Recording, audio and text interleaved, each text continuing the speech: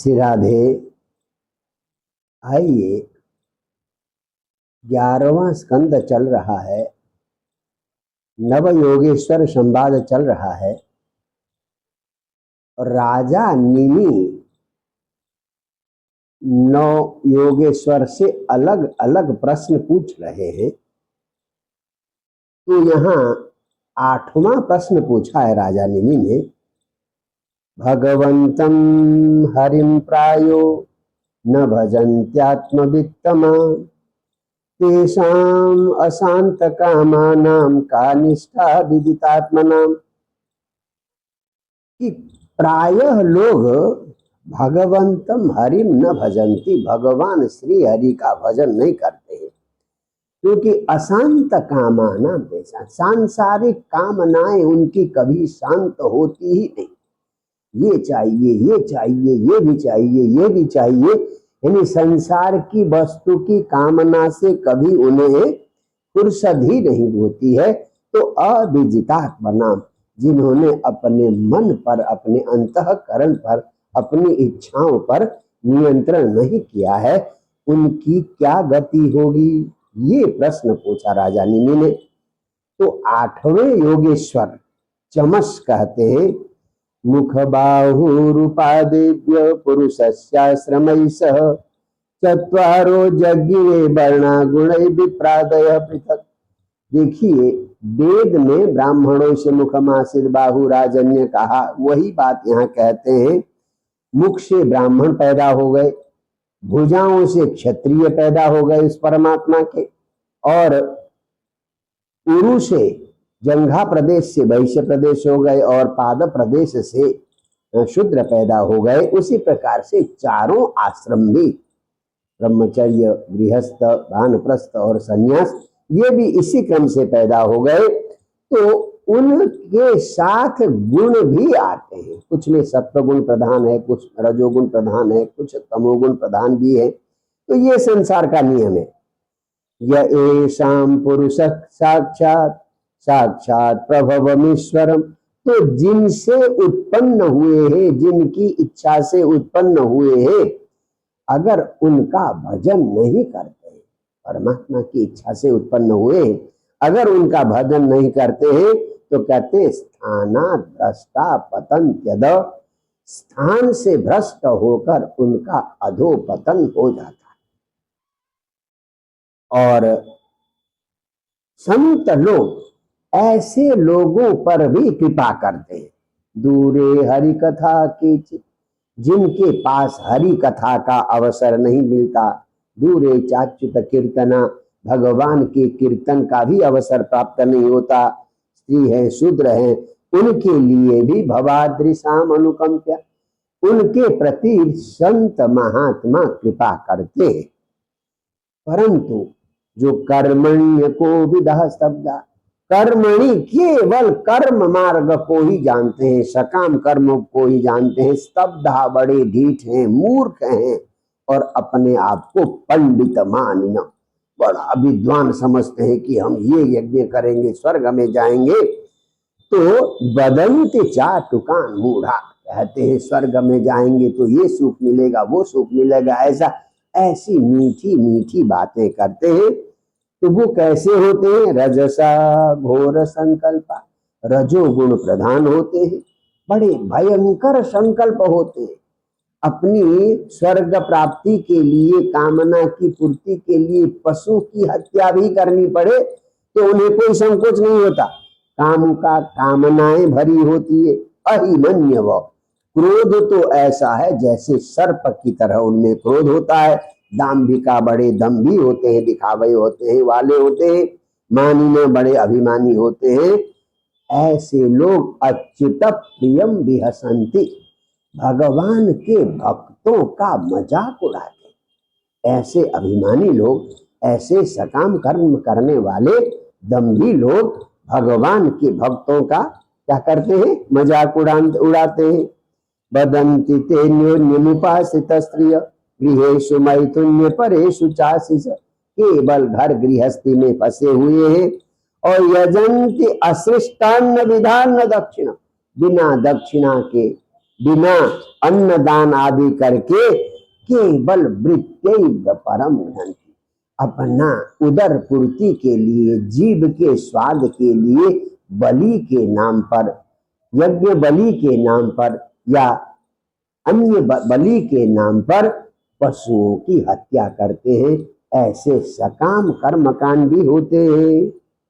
श्रिया विभूत्या विजय न विद्या त्यागे न रूपेण, अपार उनके पास ऐश्वर्य है, विभूति है, ऊंचे कुल में पैदा हुए हैं, पढ़े लिखे भी है, त्याग भी है, रूप भी है, शरीर में ताकत भी है, इन सब के होने से जातस्मयेन उन्हें बहुत बड़ा घमंड हो जाता है, अत्यधिक अहंकार हो जाता है। तो अंधधिय, उनकी विवेक बुद्धि अंधी हो जाती है, उन्हें सही और गलत का ज्ञान नहीं होता। तो इसलिए ततो बमन्यन्ते हरिप्रियान खला, ऐसे दुष्ट लोग भगवान के भक्तों का अपमान करते हैं। वेदोपगीतम न च शृणुमते बुधा, वेद की कही हुई वास्तविक बात को, वेद का जो वास्तविक कहना है उस बात को नहीं सुनते हैं।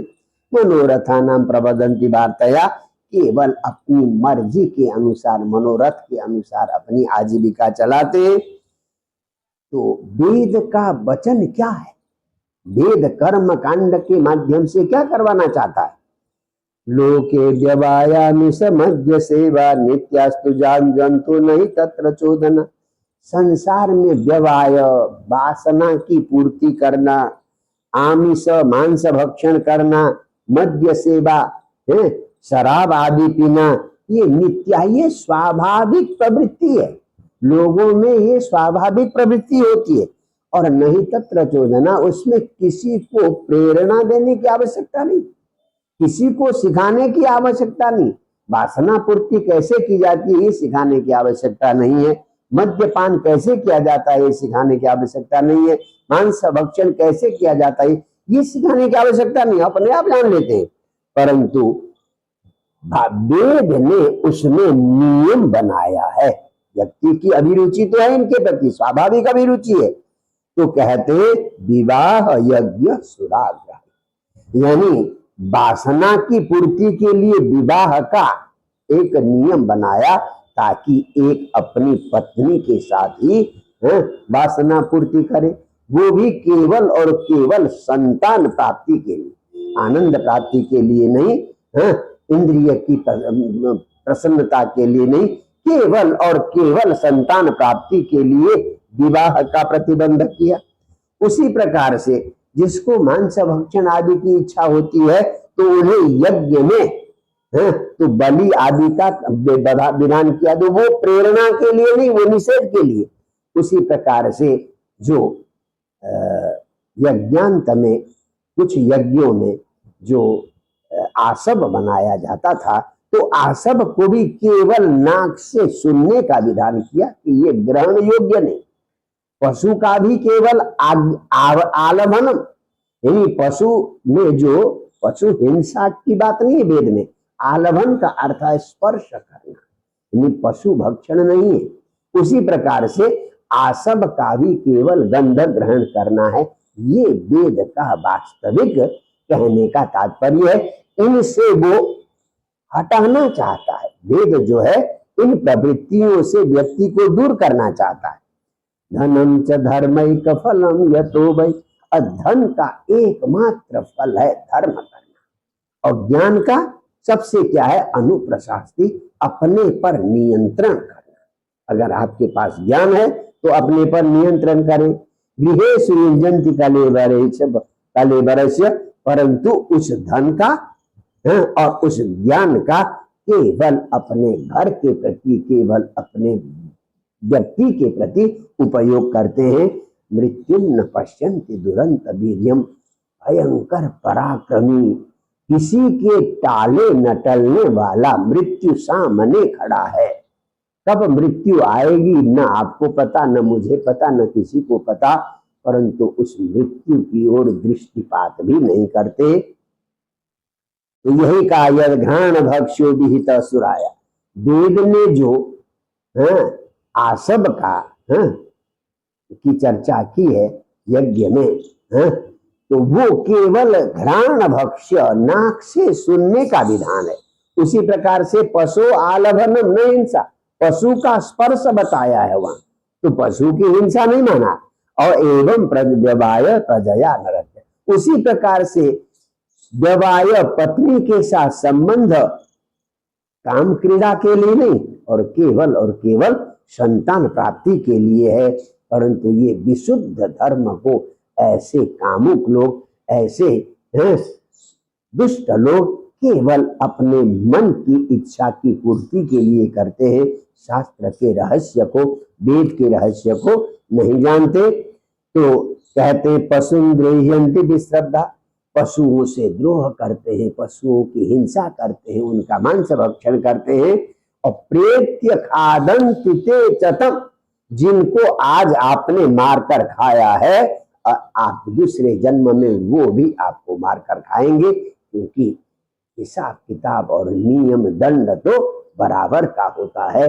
प्रभु के यहाँ कोई पक्षपात नहीं है, जिनको आप खाएंगे वो अगले जन्म में आपको अवश्य खाएंगे। भागवत का कथन है, द्विषंत परकायेषु, कहते हैं हम जिन पशुओं को मारते हैं वास्तव में हम भगवान से द्वेष करते हैं।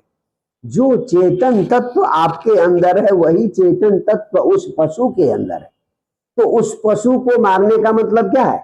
उसके अंदर जो भगवान विद्यमान है, जो चेतन तत्व विद्यमान है, उससे आप द्रोह कर रहे हैं।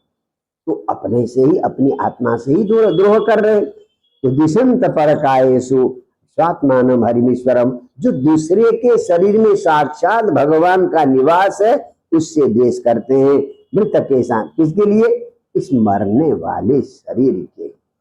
कब मरेगा, कब गिद्ध खाएंगे इसे, कब ये राख होगा, कब इसमें कीड़े पड़ेंगे, कोई भरोसा नहीं। परंतु इसी शरीर के लिए पशुओं की हत्या करते हैं, न जाने क्या क्या करते हैं। तो कहते हैं यक्षणिका आत्मानम घातयन्ति ते, वे तो सुसाइडर हैं, यानी वो आत्मघाती है। जैसे आप खुद अपनी आत्महत्या करें तो ये क्या होता है? सुसाइड होता है। तो ऐसे लोग तो आत्महत्यारे हैं। अत आत्महनो शांत अज्ञाने ज्ञानमानी न शीदंत्यकृत कृत्या वै काल ध्वस्त। तो ऐसे जो आत्महत्यारे और अशांत और अज्ञान को भी ज्ञान मानने वाले मूर्ख लोग हैं, वो काल ध्वस्त मनोरथ, कल्पनाएं मनोरथ तो हजारों करते हैं कि हमें ये हो जाए, ये हो जाए। समय कब उनके मनोरथ को चकनाचूर कर देगा, धूलि में मिला देगा, पता ही नहीं चलता। तो कहते हैं तो वो शीदंती अकृत कृत्या, कभी भी आपकी कल्पना, कभी भी आपकी इच्छाएं पूर्ण नहीं हो सकती। कहते हैं रावण ने स्वर्ग तक सीढ़ी बनाने की कल्पना की थी, हाँ, तो क्या पूरी हुई है? तो किसी भी कामुक व्यक्ति की, किसी भी वासनामय व्यक्ति की, किसी भी सकाम व्यक्ति की सारी कामनाएं कभी पूर्ण नहीं होती।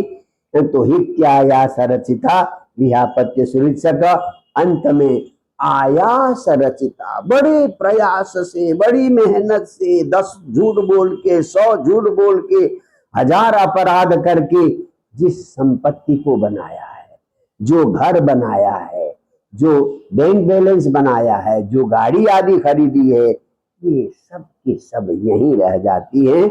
और वासुदेव परामुखम अनिच्छन्त अपि तमो विशन्ति, न चाहते हुए भी उन्हें अंधेरे में, अंधेरे का मतलब है नरक में जाना पड़ता है। तो इतनी व्याख्या के माध्यम से चमस ने ये कहा, जो सकाम कर्म करते हुए पशु हिंसा आदि कुकृत्य करते हैं, उनका एकदम नरक में ही निवास होगा, उनका उद्धार कभी भी नहीं हो सकता। ये चमस का कथन है। जय जय श्री राधे।